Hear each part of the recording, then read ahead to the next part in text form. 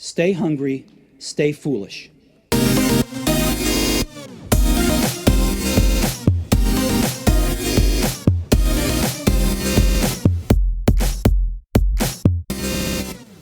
From 1990 to 1995, our guest conducted DEA-approved clinical research at the University of New Mexico in which he injected 60 volunteers with DMT, one of the world's most powerful psychedelics known. His detailed account of those sessions is an extraordinarily riveting inquiry into the nature of the human mind and the therapeutic potential of psychedelics. DMT, a plant-derived chemical that is also manufactured by the human brain, consistently produced near-death and mystical experiences. Many volunteers reported convincing encounters with intelligent, non-human presences.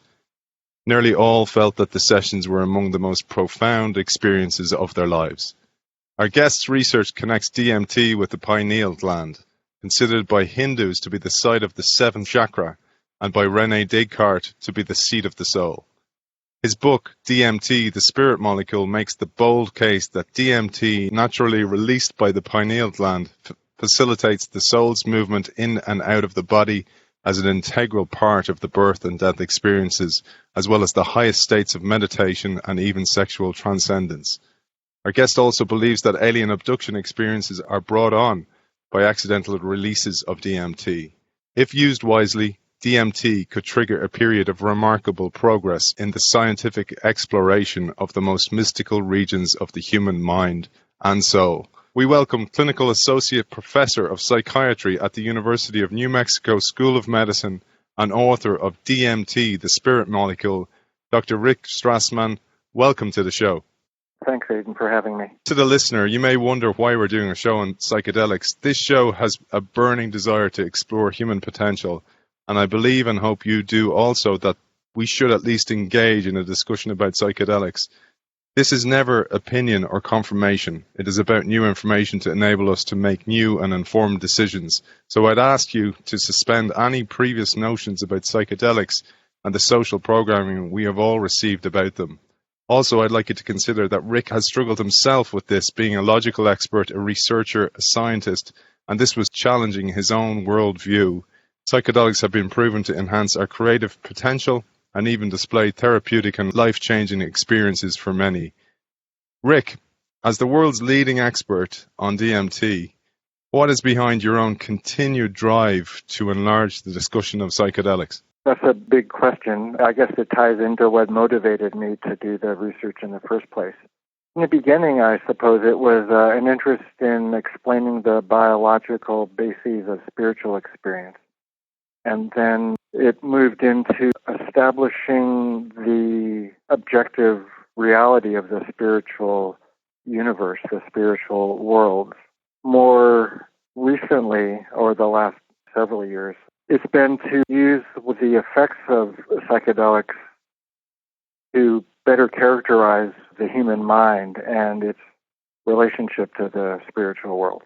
I'd love to explore a little bit of the context in which you explored all this, Rick, because you really are a pioneer in this, and the pioneers take the arrows.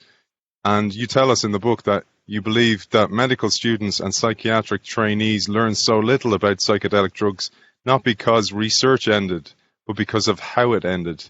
Psychedelic research was a bruising and humiliating chapter in the lives of many of its most prominent scientists. These were the best and brightest psychiatrists of their generation, yet they were often ostracized, vilified, and you went through this a certain amount yourself with the amount of bureaucracy you had to overcome to get these studies through in the 90s.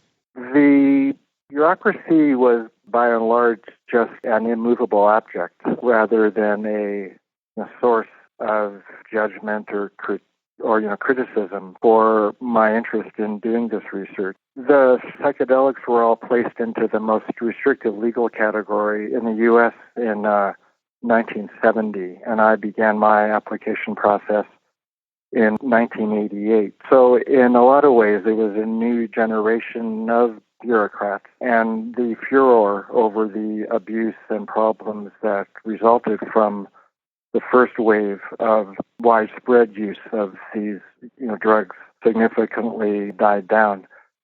So the main problem I encountered was just establishing some kind of regulatory system where FDA and the DEA would communicate with each other and expedite the approval of such a study. So it was more the case, very slow grinding of the regulatory wheels than any outright hostility, at least by the time I began the DMT application.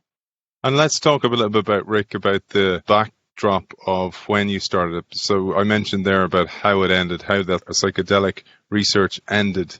It was not the best foundation for you to start this research. Yeah, because of the way that the first wave of human research ended, anybody that was interested in making a career in psychiatric research would not decide to study psychedelic drugs. Before the DMT study, actually, I applied to do an MDMA study. This was 1985, 1986. And I used many of the same reasons for studying MDMA as I ended up using for the DMT project. But the people at FDA were pretty hostile, and thankfully, that fellow retired before I turned in my protocol for studying DMT, and a new division at FDA had been established to speed the approval of new treatments for HIV. That was a more streamlined part of FDA, so my DMT application even sidestepped the original division that looked at my MDA protocol. Yeah, I would get, comments from the first FDA individual that when I suggested that to, bypass the issue of MDMA neurotoxicity, that we could study the terminally ill, which is a bit, morbid, but still, there is precedent. You can study extremely toxic, chemotherapy agents, for cancer in, cancer patients, because their life expectancy is rather poor anyway. But in this case, when suggesting studying Schedule 1 drug, MDMA, I was told, well, the terminally ill have rights too. But, clearly, the terminally ill, can give informed consent. So it was an emotional response. I love this about you, that you kept going, you kept fighting away, you kept finding a way. Because the other thing, that the backdrop in which you did this totally against the grain, as any innovator would. The media at the time exaggerated and emphasized psychedelic drugs' negative physical and psychological effects. And some of those reports resulted from poor research, and others were simply fabricated. Great to share a little bit of the backdrop and the history of the studies of psychedelics and psychotherapy. Yeah, these compounds were studied in earnest from the mid-1950s on, and they stayed within the confines of the research ivory tower. The drug that was studied, most was LSD, although there were a small number of DMT studies and an even smaller number of psilocybin studies. So as long as studies took place in the laboratory, research was marching on. They were finding the people or the conditions for which psychedelics might be helpful. Heroin addiction, alcoholism, depression, sociopathy, even childhood autism. But then studies were occurring at Harvard with Tim Leary and his team. And Tim got religion, as it were, and started to preach the gospel of psychedelic consciousness, like some kind of mystical religion. So this unleashed a huge interest on the part of youth who began to unknown doses of LSD in less than ideal circumstances. People that shouldn't be taking psychedelics in the first place, either because of a current mental problem or a past one, or family history of something. The emergency room visits increased, suicides occurred, all kinds of things began making the headlines. At the same time, there were attempts to prove the biological toxicity of LSD. Those were the poor studies that you're referring to, and the ones which were overblown. And studies which refuted those findings never saw the light of day. So there was a concerted effort, like the Red Scare, it was the LSD scare, and things came to a head with some congressional hearings and the scheduling of the drugs. This reminded me, I spoke a few weeks back to Stephen Kotler. He says, well, hi, by the way, he's a lot of time for you. And he emphasized, okay, great. He emphasized the importance of language when it comes to innovation. So how we prime the mind towards a new introduction. And you also say this, I found this interesting in the book, that what we call a drug we take or give influences our expectations of what that drug will do, almost like a placebo in a way. And it also modifies the effects themselves. You give an example of adrenaline study here. I'd love if we shared that, just show how priming somebody towards it can influence the effects it has on them. Yeah, well, that was an old study from the late 40s, I think. People were given stimulants like amphetamine, and were told it was a tranquilizer, barbiturate. So in response to being given an amphetamine, they through the questionnaires gauging their state of mind as relaxed, tranquil, and calm and peaceful.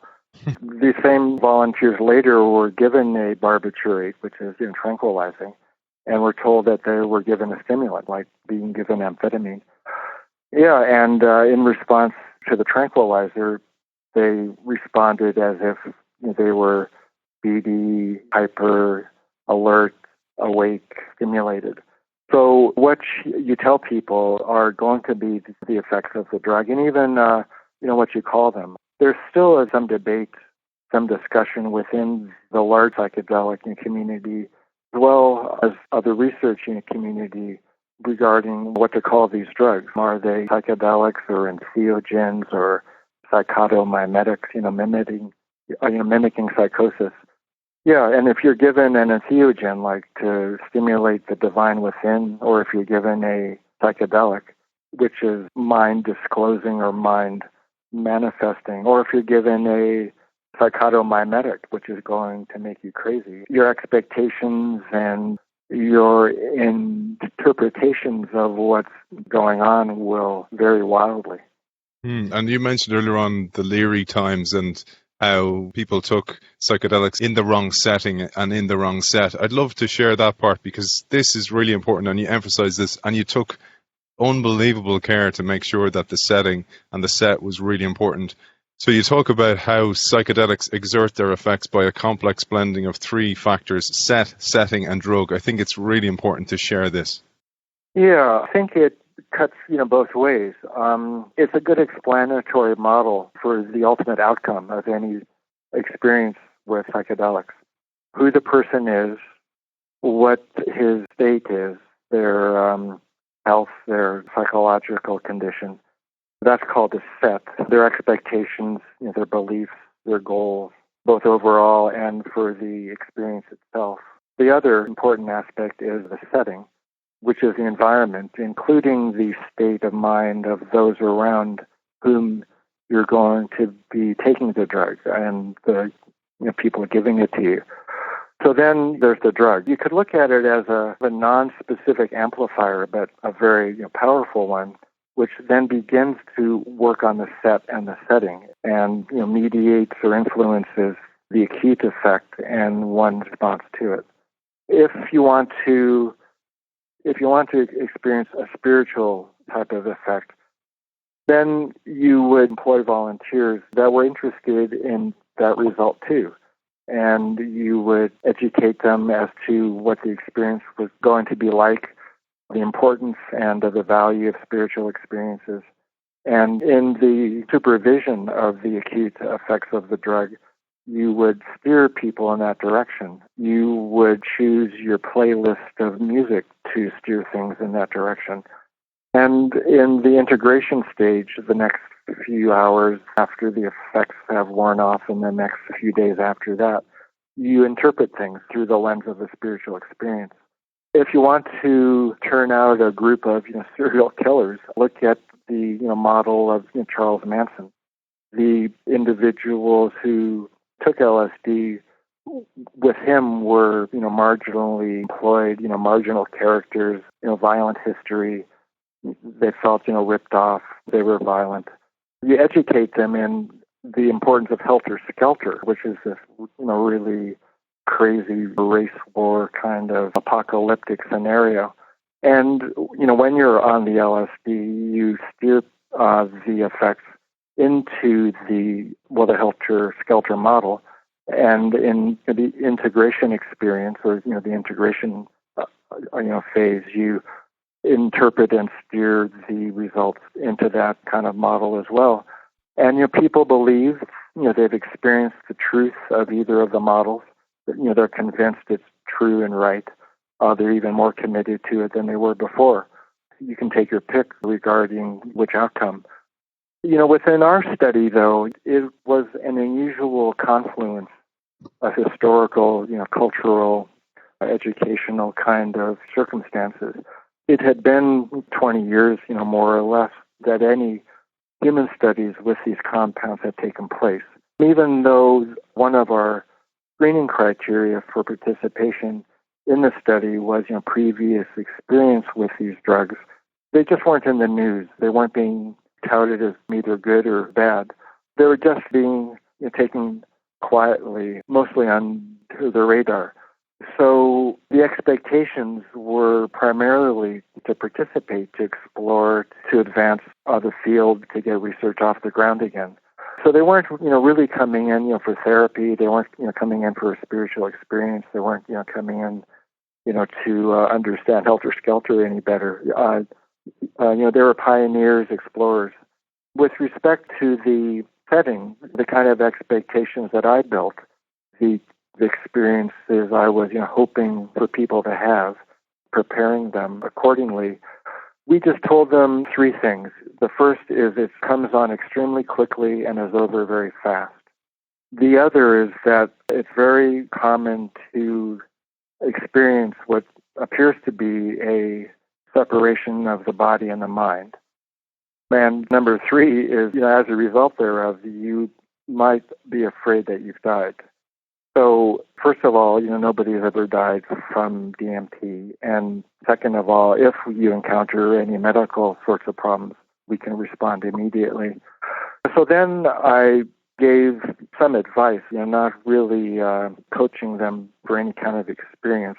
I suppose I was hoping to allay anxiety by instructing them that after they flash on the separation of their mind and body, they could either panic and fight it, or they could say to themselves, oh, very interesting, let's keep aware and alert and respond as indicated. So I was keen on them exploring, keeping their wits about them. It was safe. There was me and a nurse in the room that could attend to any problems that they had. And they should just go for it. Just look very carefully, try to remember as much as they could. And once they came down in 15 or 20 minutes to start describing what had just taken place. It was just a bare bones model. With the effects of the high doses, people couldn't interact that much at the peak experience. So it was internal. They had some black eye shades on in order to turn the experience into one that was totally internal.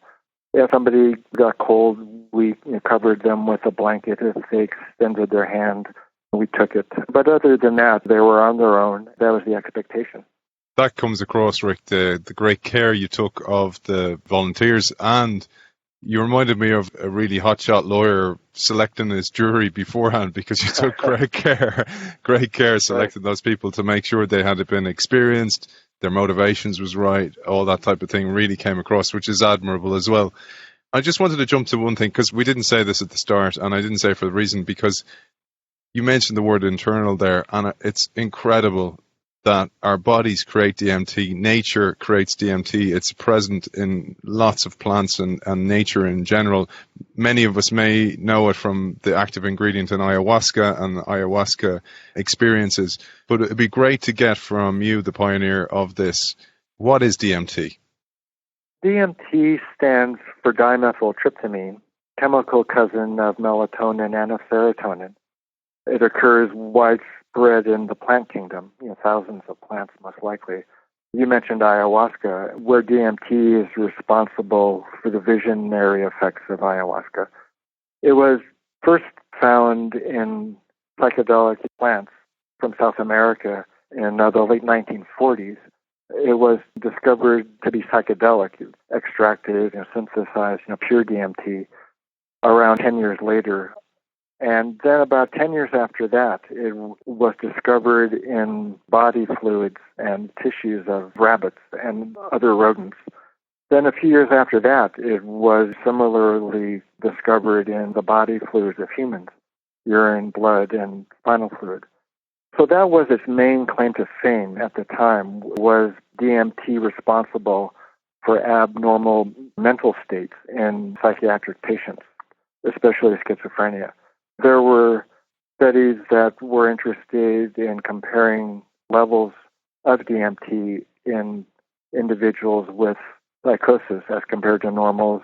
They were developing anti-DMT drugs to see if they would be useful for schizophrenia. I think they were even developing an antibody, like a vaccine against DMT. When they're giving DMT, it was mostly to mimic schizophrenia, to determine the degree of similarity between the DMT state and the psychotic state. Obviously that's kind of a slanted approach, but still, time marches on. Research was advancing. Nobody was putting two and two together and thinking about DMT also, if it is playing a role in consciousness, it could be playing a similar role in desirable, exalted states of consciousness, like mystical experience and spiritual states. The research was advancing in a different direction at the time. This is one of the things I love about your work, Rick, is your deep connections. Like Steve Jobs said, you can't connect the dots looking forward, you only can connect them looking back. For example, you studied deeply Buddhism, you studied deeply near-death experiences, alien encounters, and then you connect the dots between many, many different realms. And we'll get into that in a little while. But before we do, I'd love to focus a little bit on the pineal gland and melatonin, because you did a massive amount of research before you launched into the DMT studies. And you call the pineal gland the spirit gland. As mentioned in today's show, in an intro, Descartes believed the pineal gland was the seat of the soul.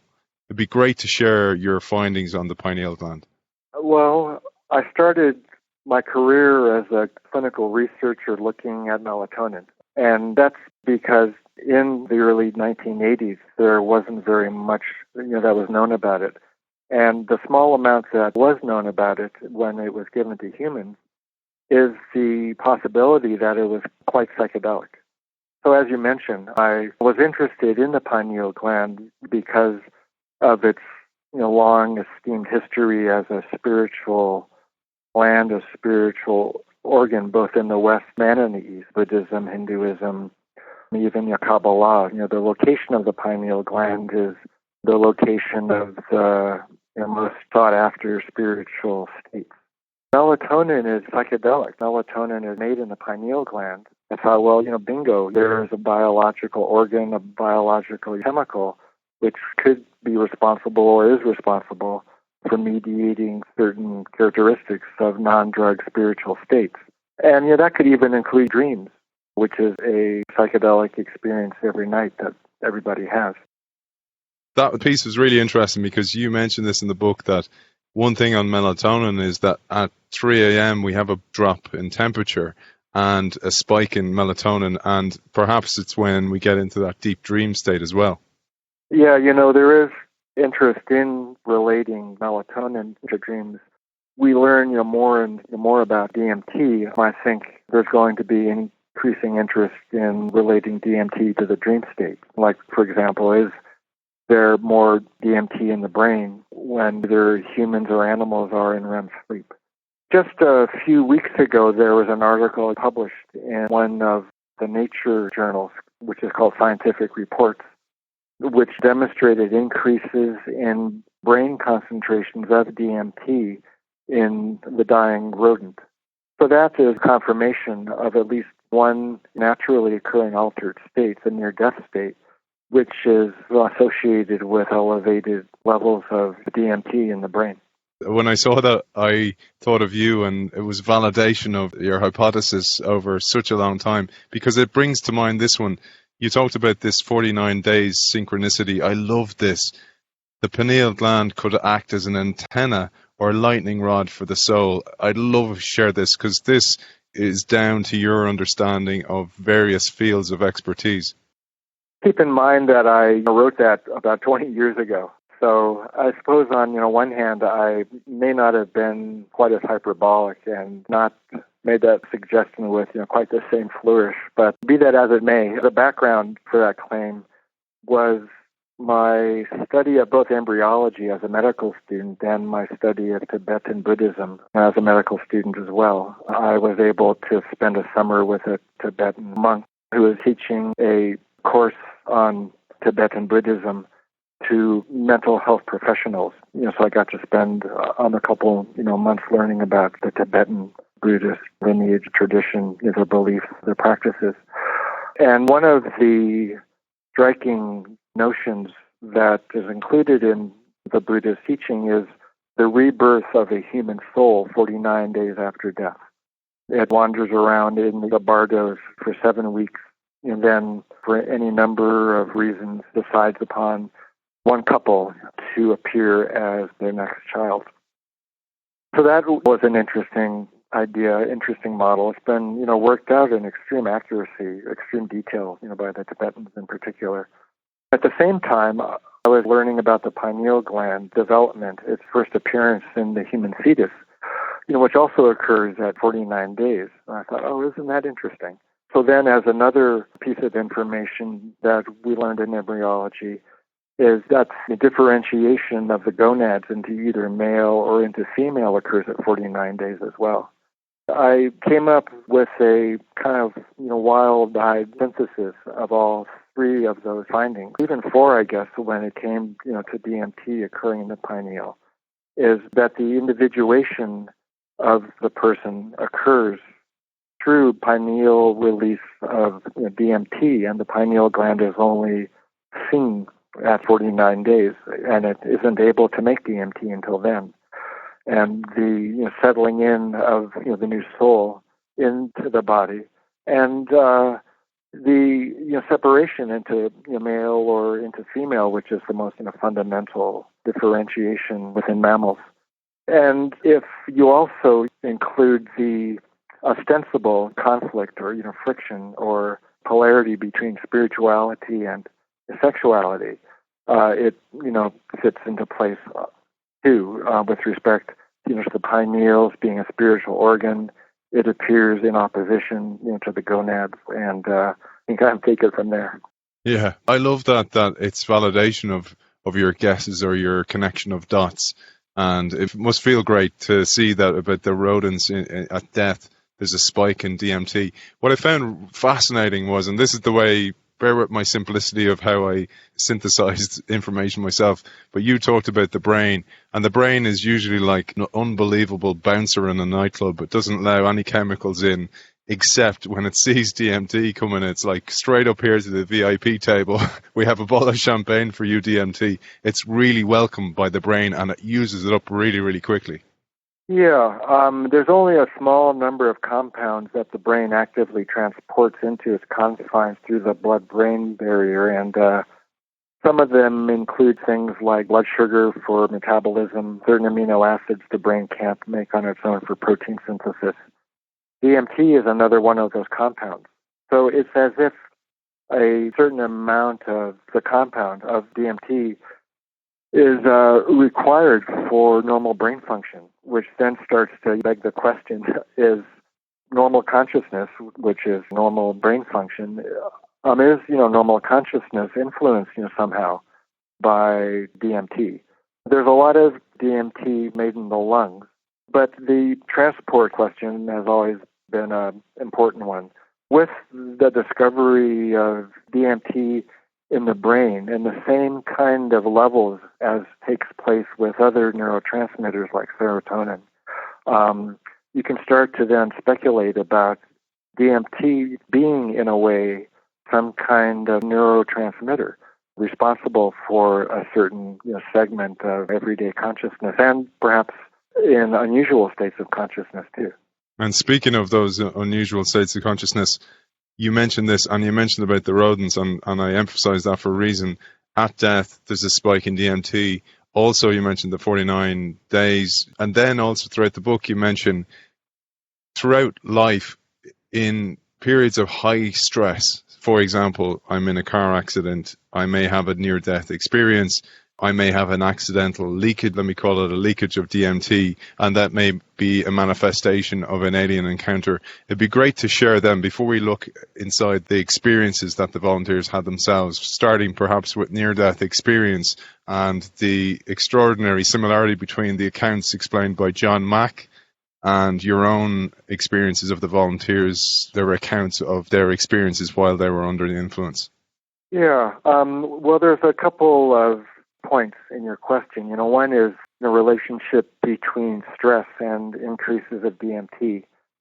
There were some older animal studies, some older human studies in schizophrenics, which indicated that levels of DMT increase at stress or in conditions of stress. But those were old studies, and their means of measuring DMT may not have been quite as accurate as they could have been. So I would refer to those as promising or interesting data, preliminary data, but not especially sealed in stone. Yeah, so if it's the case that levels of DMT increase with stress, and there is confirmation in the dying study, because, what is more stressful than death? So it could be that other conditions of stress, like an accident, let's say, like a heart attack, and even, mental stress, like a, relationship ends, you've lost a spouse or a parent, child. Theoretically, those could increase concentrations of DMT in the body and the brain. There are some old and more current data which point to electromagnetic fields as influencing pineal function melatonin production. So if the pineal turns out as well to be a significant source of endogenous DMT, it could be that if you're around high tension wires even, that may stimulate sensitive pineal or even brain to produce more DMT. So if you look at the encounter experience, the experience of encountering aliens and whatnot, oftentimes if you read John Mack's work, those kinds of experiences occur in conditions of great stress, early in the morning, 3 a.m. even, under high-tension wires or other geomagnetic anomalous kinds of locations on Earth. One of the quite straightforward studies with respect to this question would be to give DMT to an abductee and to ask them to compare their experiences. Because one of the hallmarks of the full DMT effect is encounters with beings, with powerful sentient creatures. So it would be an extremely easy experiment to do. You'd have to go through the hoops, but that nowadays is quite a bit easier. And it would either confirm or refute or suggest further studies to nail down the UFO abduction DMT story. This is why we need to talk about this. We need to bring this out to the fore, because if somebody is experiencing that, imagine how lonely they feel, how much they must doubt their sanity or are so convinced that what they experienced was real that they just feel totally isolated from those around them. And then people with schizophrenia, because if, again, maybe, as you suggest in the book, perhaps people with schizophrenia have different sensitivities to DMT. And this could be a link or a suggestion or a hint towards how we can start curing people or influencing them with psychosis and schizophrenia. Yeah, and, speaking of schizophrenics, even, the idea of DMT is appealing to them, and it could be included in the way they understand their illness. Most schizophrenics experience their visions and their voices as originating externally from some spiritual sort of world, and as some kind of interdimensional bleed-through, as it were. So if you include in your discussion with patients like that antipsychotic medications may strengthen that barrier between the invisible world and their mind, you might be able to find such schizophrenic patients more willing to take medication as opposed to explaining it as a brain disease or overproduction of dopamine. That isn't especially a strong argument for most patients like that. So let's jump to the accounts. And the last thing to say as well is the creativity, and this is well known that psychedelics aid creativity, and there's been many, many studies on that over the years. But let's jump to the accounts of the volunteers. When I tell people about you, and I've been telling them about your work for quite some time, I would say, you got to check out this guy, Rick Strassman. He did these tests in the 90s, and what was strikingly amazing was the similarity in what people described. They all went to the same place pretty much. They all described the same things. They all described the same characters, which is highly unusual. And it'd be great to share a little bit about this, maybe starting with how the journeys or how the experiences all began. With respect to the experience resulting from giving DMT, it's quite stereotypic. It's reproducible. Descriptions are common across pretty much everyone. We gave it intravenously. When you use DMT recreationally on the street, so to speak, you vaporize the crystals and inhale the vapor. If we were going to propose that, it would have made the study even more complicated because you start coughing, you're too stoned to continue taking puffs, unknown lung damage, those kinds of things. So we decided, to inject the liquid form. We dissolved it. And most of the old studies gave it into a muscle. There was one study where it was given intravenously. So we began with one volunteer that had smoked DMT before. We gave it as an injection into the shoulder muscle. But he described the onset as slower than the smoked, and the peak wasn't as intense. And because we were being funded by the National Institute of Drug Abuse, we needed to replicate the effect on the street. Then we switched to the IV means of giving it. If you give a fully psychedelic dose of DMT intravenously, it begins within a few heartbeats. You feel an inner tension and feeling of acceleration, what everybody called a rush, like you're skydiving or roller coaster, drop, butterflies in the stomach, times a million. So then your, visual field begins to pixelate with eyes open or eyes closed. There's a display of kaleidoscopic colors and patterns. And then you peak at around 1 minute, 2 minute point where your body seems to drop off and you become only an awareness of entering into a world of light, which is more intensely colored and heavily saturated than anything that you've seen before. The shapes are morphing, buzzing, transforming themselves. If you've gotten through the rush by letting go of the anxiety and the feeling of strangeness, which can overpower you, then things open up. It's generally quiet, but at the same time, it's filled with an auditory kind of presence, as if a large bell was struck, and you're hearing the after effects of that bell being rung. So the shapes then frequently will morph into a discretely recognizable object. And, we ended up calling those things the beings rather than the aliens or the entities or the angels or whatnot. Beings was the most neutral term we could come up with. And the hallmark of the beings was the relationship which existed between it or them and the volunteer. They were aware of each other, usually, if not explicitly, then felt. There was communication between the being or the beings and the volunteer, things done to the volunteer, harming or helping or informing, instructing, showing the future. So communication could have been better for a couple of reasons. One is the sense of shock of encountering the beings and their nature in the first place. The other was a language problem. It was as if the beings and the volunteers didn't quite share the same language. So by the time the volunteers got their footing, the experience was beginning to fade.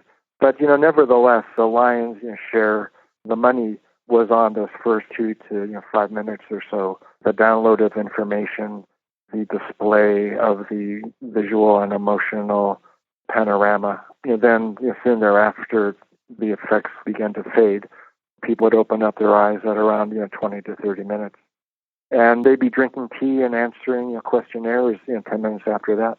And as you said in the book, the brain burns it up really quickly, hence the quick experience, relatively quick. But it feels like for the volunteers that they're there for an eternity. Rick, it's fascinating the experiences people had. I also found it fascinating, I mentioned before about the priming and the language we use around psychedelics and any type of drugs, that how it influences the experience. But also I found it fascinating how language fails people when they come back from the experience. They can't quite explain it. They can't quite connect with the entities they meet, because this is often what happens in business and innovation. We can't articulate the new idea, and it often fails, and therefore the innovation is stillborn. And this is what seems to happen back in the 50s with DMT experimentation. Luckily, people like you were pioneers who brought it back to life again. We're going to do a show too where we're going to delve more into the entities, the experiences of those entities, and your further work that you went into DMT and the soul of prophecy, where you started to study the Old Testament and started to study some of the visions of the prophets, etc., and how that linked to DMT experience as well. So fascinating stuff ahead. We're going to do that in a few months. But Rick, it's been an absolute pleasure speaking to you. Where can people find out more about you, your work, your blog, your books, etc.? Well, if somebody wants to look at what's going on with my work, with my writing, any appearances, I have a website, rickstrassman.com, and I also keep current on my Facebook page as well. Clinical Associate Professor of Psychiatry at the University of New Mexico School of Medicine and author of DMT, The Spirit Molecule, and pioneer, Dr. Rick Strassman, thank you for joining us. Thanks very much. It was a pleasure.